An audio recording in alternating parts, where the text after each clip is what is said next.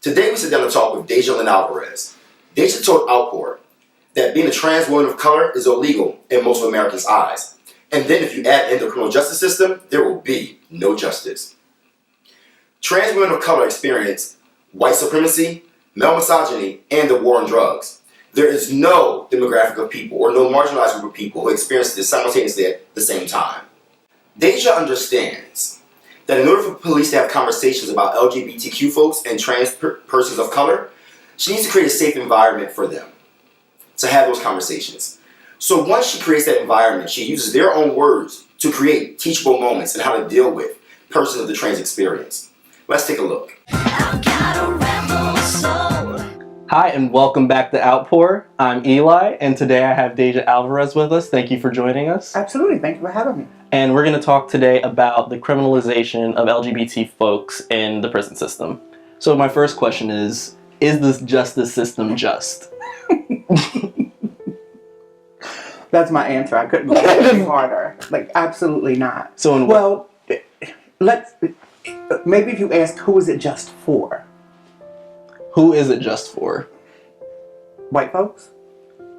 And why is that? White college boys who rape women.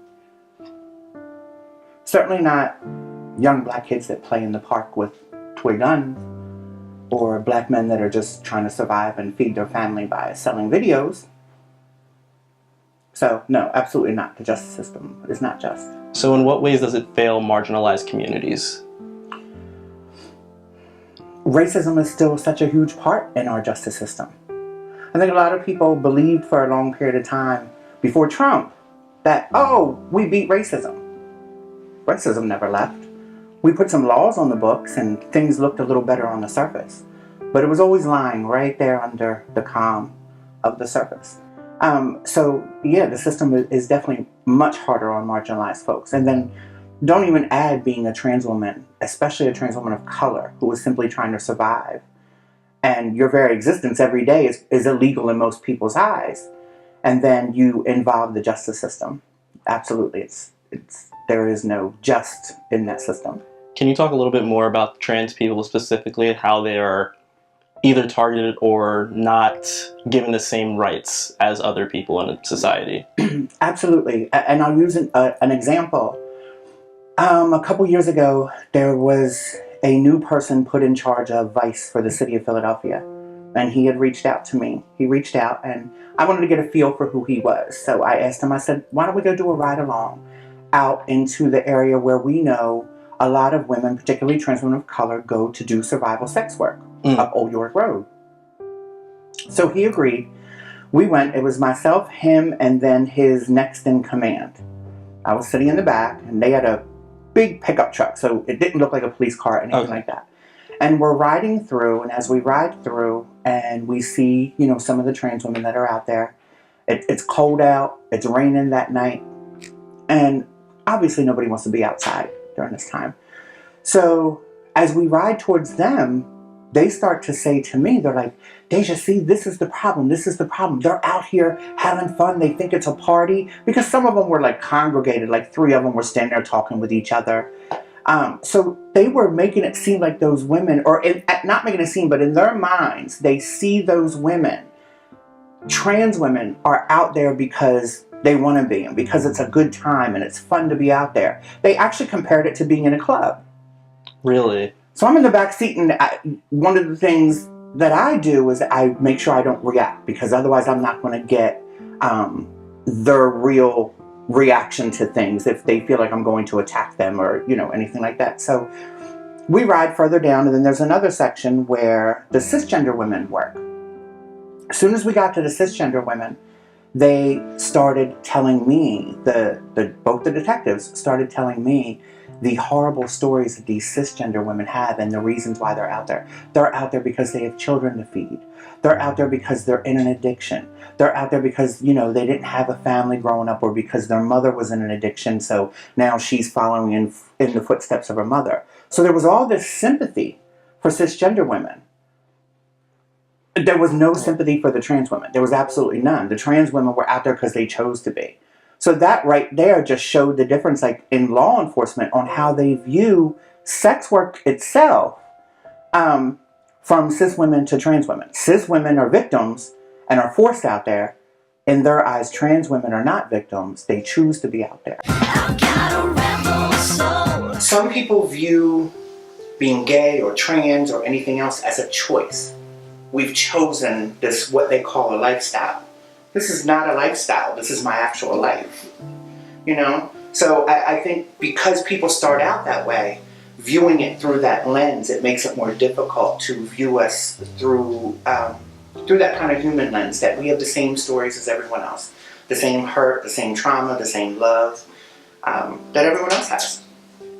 So do you think that policing, they need to be more cognizant of their own implicit biases? 100%. But do police take that oath when they're sworn into office? Where's the follow-up to make sure that these implicit biases are not being, utilized on the street against populations like the trans community and people of color and so forth and so on? How was it before the directive was put into place? It was free reign on us. It was free reign on us. I suffered for years myself, and then many of my friends suffered horrible police abuse for many years. Would you be able to give us an example of what that kind of abuse looked like, if that's okay? Sure, absolutely. I sued the city in 2000, 2001, somewhere around there, for the years of abuse because one night my friends and I were coming out of one of the bars and we had been drinking. We're like, okay, we're going home. We already saw the police riding around. We know we're going to be targets. We're like, nope, we're getting out of here. We walked to the corner to get a cab. While we're on the corner, cop pulls up and gets on the loudspeaker, whatever that thing is on their car. And he said, am I allowed to curse? Yes. He said, I told you fucking animals to go the fuck home. He had never seen us that night. Had never spoken to us that night. And it was after years of that, being arrested for nothing. There was a bunch of us were going out for my birthday many years before that. We all pulled up in cars. We get out of our cars. We weren't even all out of the vehicles yet. And they were already in the paddy wagon, slamming us up against the wall, putting us in the paddy wagon. We all met downtown in the neighborhood to go to a bar to celebrate my birthday. Do you feel like the neighborhood is proactive in making sure that trans people are protected in these ways now versus before, like when you were talking about 2000, 2001? No. In what ways are they still not there? Well, the rest of the LGBT community is still not necessarily open and accepting of us. So it's we all used to go to this club called 12th Air Command. On Thursday nights was a big night. It was a big show. Always packed. There was a group of trans women. We all used to go in there every Thursday night for like 3 or 4 years. One night we showed up and they denied us entry. They said they decided they weren't letting us in anymore. And that's in the neighborhood. Period. Weren't letting us in anymore. But trans women are just viewed differently. Trans people are viewed differently than the rest of the LGBT community. So the prejudice actually exists within our own community as well. Within the justice system, within the prison system, how are those intersectionalities dealt with? Like as a woman who is of trans experience, who is a woman of color, how are all of these different layers come together within the system? They don't come together. It's like mixing oil and water. Listen, I'm a 44 triple D. If you put me in a men's prison and walk me down that center aisle with all of these men that are locked up, what do you think is going to happen? Do you think they're going to be kind to me? Do you think it makes absolutely no sense at all? It's the same, I think, kind of like expecting me to walk into a men's room. Do you think I'm going to cause more commotion in a men's room or in a women's room? But in a prison, it's way worse. Their resolution to that, if we want to complain about our safety in a prison, is to put us in solitary confinement. So now, because of everyone else's personal prejudice, and they want to make us sit in a cell by ourselves for 23 hours a day, rather than addressing the system as a whole, or rather than maybe changing and putting trans women where we belong, and that's in a women's prison. Do you think that the abuse of power comes from the prison guards specifically, or is it the entire system just creates this culture of just oppression and fear? The entire system. The guards play a part in it. They're allowed to get away with this for years. I tease people when we talk about like the blue wall for the police, how they they stick with each other. That blue wall has nothing on the prison walls. Absolutely nothing. Can you speak more to that? That's The way that they stick, the way that the people that are in charge of prisons stick together and block local government and everything else out of their policies and procedures. There are policies in place that are supposed to protect trans people, but the prisons choose not to enact those policies, and they get away with it. So I have a friend who is LGBT. He is going to prison soon, and as a person on the outside, I just want to know, how do I best support him while he's going through this journey? What advice would you give someone who is going through this journey? There's so many different things.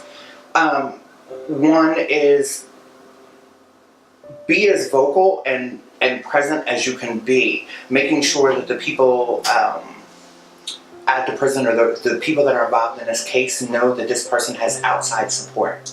Because a lot of times, if they see there's no outside support, they can think, okay, we can do whatever we want to this person and no one's going to care. There's not going to be anyone around. Other than that, what other advice do you give somebody that's going into a system that we already know has failed so many people, that you may go into and never come out of?